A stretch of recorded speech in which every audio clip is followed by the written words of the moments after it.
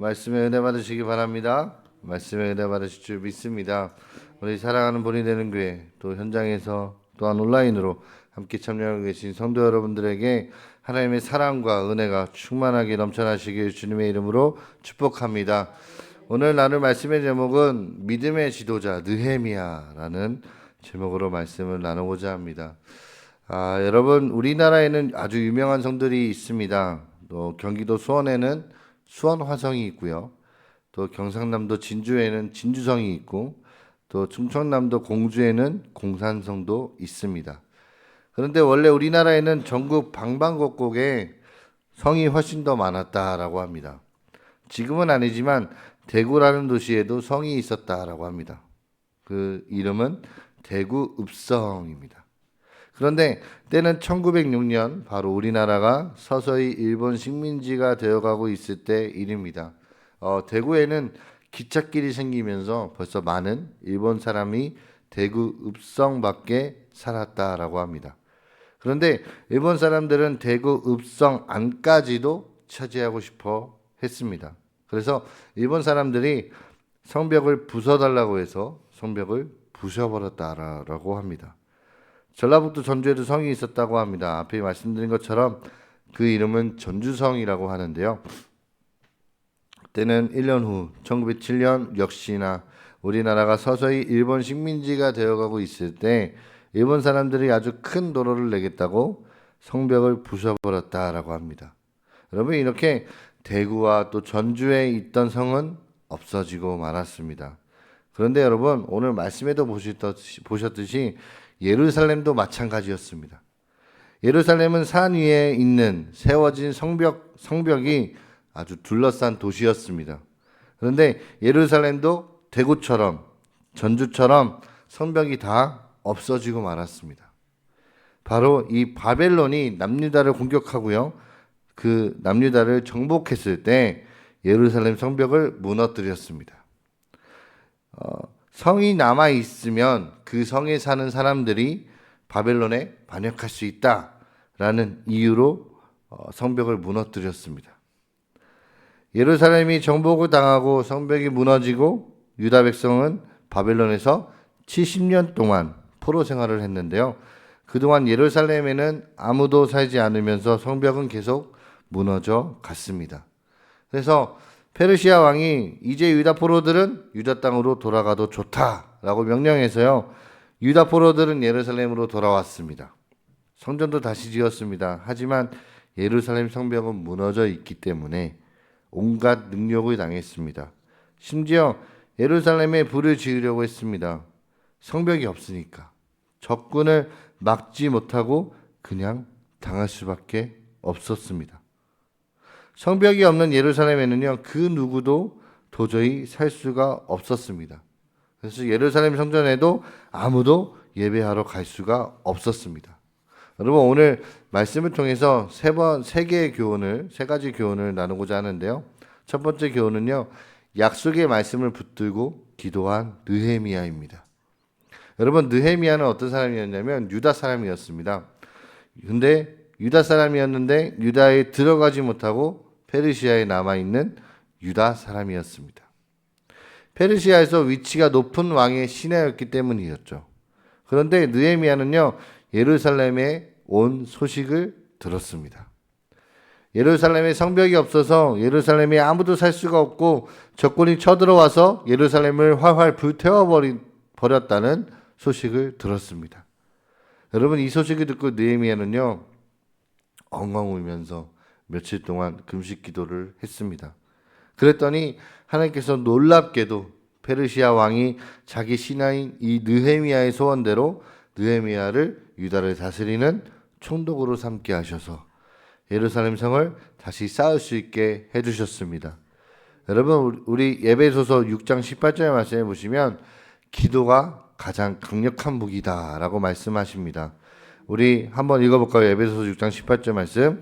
모든 기도와 간구를 하되 항상 성령 안에서 기도하고 이를 위하여 깨어 구하기를 항상 힘쓰며 여러 성도를 위하여 구하라. 아멘. 여러분, 말씀을 통해서요, 느헤미야가 금식 기도를 하면서 하나님께 간구하여서 예루살렘 성을 다시 쌓을 수 있게 해주셨습니다. 이처럼 느헤미야는 약속의 말씀을 붙들고 기도한 자였습니다. 두 번째 교훈은 믿음으로 방해를 이겨낸 느헤미야였습니다. 여러분, 느헤미야가요, 예루살렘에 돌아와서 보니까 성벽을 짓는 일은 결코 만만한 일이 아니었습니다. 유다 사람들이 바벨론에 잡혀가서 70년 동안 포로 생활을 하는 동안 유다 땅에 다른 사람들이 들어와서 살기 시작했기 때문입니다. 이게 어떻게 된 거예요? 주인이 바뀌어버린 것이죠. 그리고 그 사람들은 유다 포로 사람들이 돌아오는 걸 너무너무 미워했습니다. 그래서 이 사람들의 지도자는요, 산발락과 도비아라는 두 명의 인물인데요. 산발락 도비아는요, 유다 사람들에게 테러를 저지르고요, 예루살렘에 부르질렀습니다. 자기들 말을 듣지 않으면 도저히 살 수가 없게끔 유다 백성들을 괴롭혔습니다. 그래서 느헤미야가 돌아와서 백성들을 모아서 성벽을 지을 때도 마찬가지였습니다. 이 네 가지 방해를 통해서 방해를 하게 됐는데요. 첫 번째 방해는 무엇이냐? 안 좋은 헛소문을 낸 것입니다. 느헤미야가 저 성벽을 쌓는 거는 사실 자기 자신이 예루살렘 왕이 되려고 하는 거야. 유다 백성을 위해서 사는 게 아니라 자기 욕심 때문에 저 성을 쌓으려고 하는 거야. 라고 소문을 내기 시작합니다. 그리고 또 이런 소문을 내기 시작합니다. 지금 무너진 저 성벽의 돌들을 다시 가져다가 성벽을 쌓고 있는데, 그래서는 성벽이 약해. 무너져 버릴 거야. 금방 무너져 버려. 왜? 무너진 그 성벽 돌들을 다시 붙이고 다시 세우는데 깨지고 금간 게 많아서 약하니까 금방 무너질 거야. 지금 저렇게 성 쌓는 거 다 헛수고야. 이 두 가지 헛소문을 내면서 돌아다닌 것입니다. 그러자 느헤미야는요, 기도로 이 모든 일을 하나님께 맡겼습니다. 두 번째 방해, 테러를 저지르겠다고 위협했습니다. 그 소문을 듣자 이 성벽을 짓던 사람들이 겁에 질렸습니다. 그래서 다들 집으로 도망가고 싶어 했습니다. 느헤미야는요, 백성이 안심할 수 있게 했습니다. 백성을 반으로 나눠서요, 절반이 성을 쌓을 때 나머지는 무기를 들고 그 성을 지키게 한 것이죠. 그리고 백성들에게 용기를 줬습니다. 여러분, 세 번째 방해는 산달랏 도비아의 방해는 아니었습니다. 이 성벽 짓는 백성들 중에요, 가난한 사람도 있고요, 부유한 사람이 있었습니다. 근데 이 가난한 사람들이 가뭄 때문에 농사를 망쳐서 부유한 사람들에게 이제 돈을 빌렸습니다. 근데 빛을 빨리 안 갚는다고 부유한 사람들은 가난한 사람들이 가진 아주 그 조그만 땅을 다 빼앗아 버리고 또 아들, 딸들을 잡아다가 외국에 노예로 팔아버렸습니다. 여러분, 가난한 사람들이 자기 가족이 노예로 팔려갔는데 얼마나 그 마음이 슬펐겠습니까? 어떤 마음이 들었을까요? 이 성을 짓고 싶지 않았겠죠. 모두 느헤미야에게 와서 울면서 이 이야기를 했습니다. 느헤미야는 기가 막혔습니다. 그런데요, 느헤미야는 당장 부유한 사람들을 불러다가 화를 내지 않았습니다. 어떻게 했을까요? 기도하고 성경 말씀에 어떻게 하라고 되어 있는지를 생각했습니다. 그리고는 부유한 사람들을 불러서 성경 말씀에 따라서 이자를 받지 말자라고 약속을 했습니다. 그리고 당장 먹고 살 수 있도록 도움을 주자라고 이야기를 했습니다. 자, 마지막 네 번째 방해는 어떤 방해가 있었냐? 산달랏 도비아가 이 느헤미야를 암살하려고 한 것입니다. 같이 협상을 하자고 불러내서 느헤미야를 죽여버리는 것이었죠. 하지만 느헤미야는요, 하나님이 자기를 지켜주는 것을 믿었기 때문에 협상할 필요가 없었습니다. 그래서 암살당하지 않았습니다. 결국 느헤미야는 이 네 가지 모든 방해를 이겨내고 단 52일 만에 예루살렘을 완공했습니다. 사랑하는 여러분, 우리는 느헤미야처럼요, 하나님의 뜻을 따라 사는 사람들입니다. 그런데 하나님의 뜻에 따라 살면서 모든 일이 잘 될까요? 그렇지 않을 때가 있습니다. 여러분, 느헤미야를 보십시오. 얼마나 많은 방해를 받았습니까? 하지만 여러분, 진짜 실력이 있는 사람은 이 위기를 위기들을 뚫고 갈 수 있어야 합니다. 누구처럼요? 느헤미야처럼요. 하나님께서는 여러분 한 명 한 명을, 한 분 한 분을 귀하게 사용하고 싶어 하십니다. 특히 여러분 중에서는 교회와 나라와 우리 사회의 모든 이바지를 할 수 있는 사람들도 있습니다. 느헤미야처럼요. 여러분 지도자가 자기 맡은 일을 열심히 안 하고 자기랑 친한 사람 편들고 뭐 자기만 먹고 마시려고 하면 다 같이 망합니다. 그러나 느헤미야는 그렇지 않았습니다. 여러분 우리는 느헤미야와 같은 믿음의 지도자가 되어야 합니다. 우리 마지막 세 번째 교훈은요, 공동체를 지키는 느헤미야였습니다. 이제 예루살렘 성이 다 지어졌습니다. 다 지어졌지만 아직 사람들은 예루살렘 성에 가는 것을 또 사는 것을 두려워했습니다. 그래서 느헤미야는요, 성전 문지기와 또 성전 찬양대 그리고 성전에서 일하는 레위 사람들은 다 모아서 예루살렘 성을 지키게 했습니다. 당장 성을 지킬 사람도 부족했기 때문이었죠. 그러나 느헤미야는요, 이 사람들이 예루살렘 성을 확실하게 지켜서 사람들이 안심하고 예루살렘에 살 수 있게 했습니다. 그리고 안심하고 예루살렘에 와서 예배 드릴 수 있게 했습니다.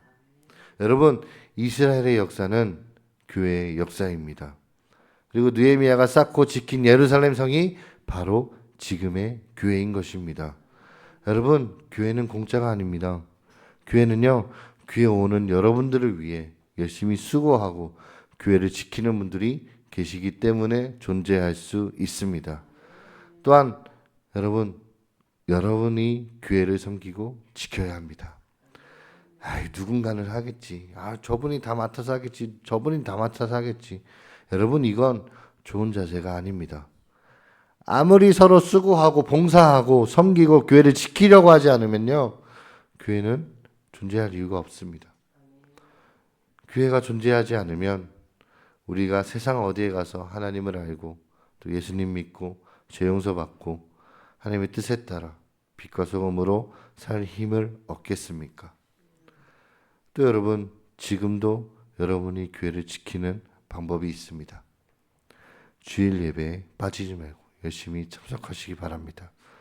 여러분, 가면 갈수록 교회 예배에 빠지는 거 쉽게 생각하는 사람들이 많아지고 있습니다. 여러분, 그래서는 안 됩니다. 우리는 하나님 앞에 나와서 예배 올려드리면서 예수님 십자가 은혜를 감사해드리고 내 모든 것이 하나님의 것입니다 라고 고백하는 시간이 필요합니다. 말씀을 마무리하겠습니다. 사랑하는 본이 되는 게 성도 여러분들, 여러분이 언제 어디서나 느헤미야처럼 하나님의 뜻에 따르는 정의로운 지도자가 되어서 하나님이 어떤 분인지 온 세상에 보여줄 수 있다면 그 사람은 하나님 앞에 큰 상을 받습니다. 또 여러분이 충성스럽게 교회를 지키고 섬기고 봉사하고 하나님을 예배한다면 그 사람은 하나님 앞에 큰 상을 받게 됩니다. 여러분, 뭐가 더 중요한지 한번 잘 생각해 보시기 바랍니다. 죽으면 하나도 가져갈 수 없는 그 많은 돈과 높은 자리가 있습니다. 또한 천국에서 영원히 가질 수 있는 하나님의 상이 있습니다. 이것들을 우리가 비교해 본다면 어떤 것이 더 중요한지를 생각해 보아야 합니다. 사랑하는 우리 본이 되는 게 성도 여러분들, 느헤미야처럼 하나님께 귀하게 쓰임받는 여러분들이 되시길 주님의 이름으로 축복합니다. 기도하겠습니다. 사랑과 은혜가 충만하신 아버지 하나님,